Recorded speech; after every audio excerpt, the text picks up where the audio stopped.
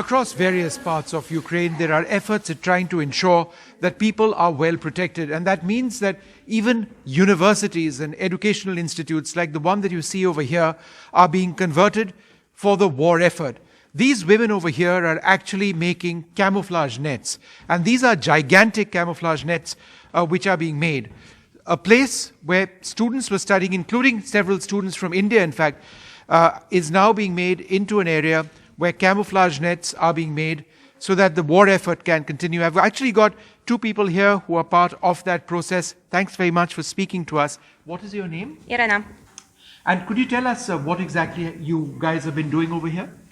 Okay, we for the first 2 days we're trying to find the ready nets for our military. We already use all of football, volleyball nets, but then we understand that there is like less and less of them in our region. So we decided to make them by ourselves, find some YouTube tutorials how to do the net, and just open this point to do the nets by ourselves.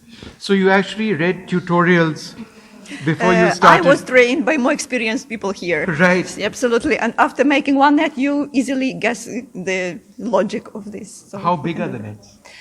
We are making like the small pieces, but then we, our military asked for the exact size, and we just put them together and do the exact size. So it can be like the small one or the giant one. Everyone that they need, we can do this. Yeah. They can be easily assembled afterwards into bigger pieces. Yeah. Ma'am, isn't it very sad that this should be happening in a place where people were being educated? I would not say that this is sad. I believe that people demonstrate now all these emotions and feelings that they have been collecting during education process. Yeah. And also it's necessary here certain skills. Sure. And also this is the place where, as I see, the young people get united. Right. They can discuss, they can support each other, they can even joke, they can, it's the source of energy, because there is not so many places elsewhere where they can come together and make useful job. Right. And ma'am, I didn't ask your name. My name is Lydia. Lydia. I'm not a student, I'm a grandmother. So you're a grandmom? Yes, I'm and grandmom. Your grandchildren are how old? Or My granddaughter is 2 years old. Is just 2 years She old. had the anniversary exactly during the war time. Wow, wow. No, but it is sad that a place for education is being converted to this effort. What does it feel like a young person yourself, having to be part of an effort where you're trying to save your country by doing anything, and in this case making nets? We try to do something to be useful, and it's like for our region it's more calm now, but you always check the news and there's a lot of negative, so here is the place that you can be useful and you can just forget about the war for a few minutes and don't check your phone and don't check the news. So that's interesting. Who are some of the others who are making these nets? I believe there are very different people. Not met them before. Majority, I would say that these are students. Right. Majority, as I have seen so Right. far. But also some people of elder generation also come here. Everybody who has time. This job is very useful for people who cannot spend too much time in the social jobs. Right. Because you can work here 2-3 hours and leave for your private reasons. It's like, for example, I have old sick mom, and I need to leave every 3-4 Sure. hours. And what is this institution? It's a college? What is it? it's the university. It had a lot of institutes here, but this place, it's like the Institute of Economics and Management, but there is no students because of COVID. They have like online lessons, so probably this place, it was like the first time that they met. Right. Even. And how did you first decide to get involved in something like this?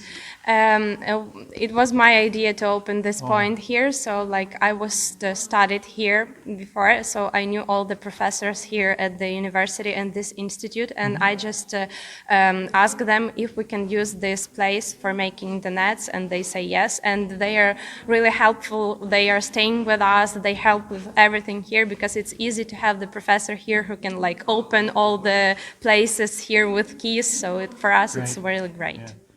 I sense your optimism, and I sense the energy. So you feel you're ready for a long, protracted battle against Russia? Absolutely. We believe that enemy has no chance. Every building, every bush, every grandmother, every child, everybody will be killing enemies until they come here. Yeah. And you're ready to do the same? Yes, we do. Right till the end? Absolutely, There's no till the question end, about it. no question. And you feel, you're a young person, Yes, you feel it's the like same. the same.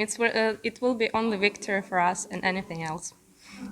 You are incredibly brave women, and thank you so much for speaking to us, and thank you so much for being as optimistic as you are about this effort.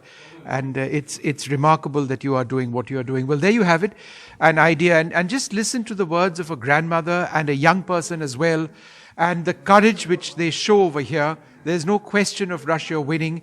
Every bush, every corner, every place, there are going to be people who are going to be taking on this Russian offensive.